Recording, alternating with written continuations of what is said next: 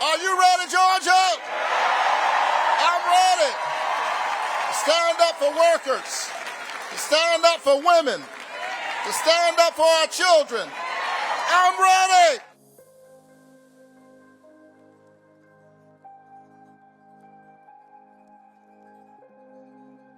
This race is not even about Republican versus Democrat, red versus blue, right versus left. It's right versus wrong.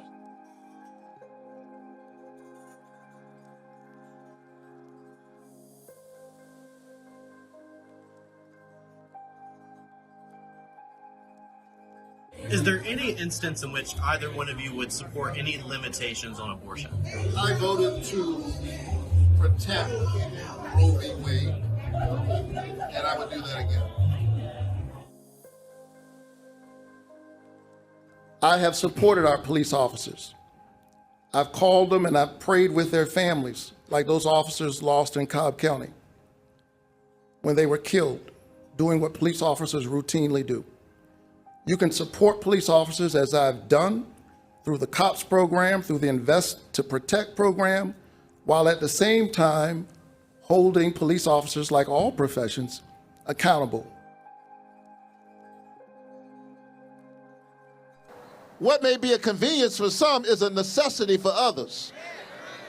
Wage workers need Saturday voting and Sunday voting because they don't need to have to lose a wage in order to vote. They knew what they were doing when they said you couldn't have Saturday voting and Sunday voting. They were afraid that workers would show up. They were afraid that students would show up. They were afraid that single parents would show up. And I thought about you. And that's why I sued them. And we won.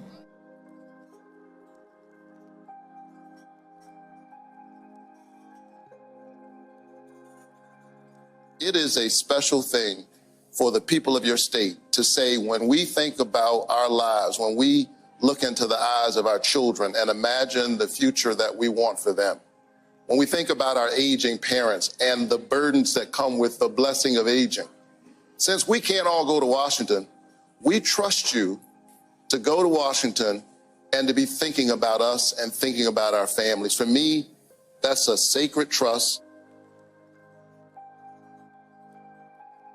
I want to say thank you to my mother, who is here tonight.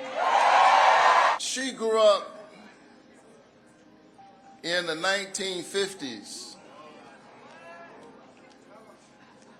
in Waycross, Georgia, picking somebody else's cotton and somebody else's tobacco.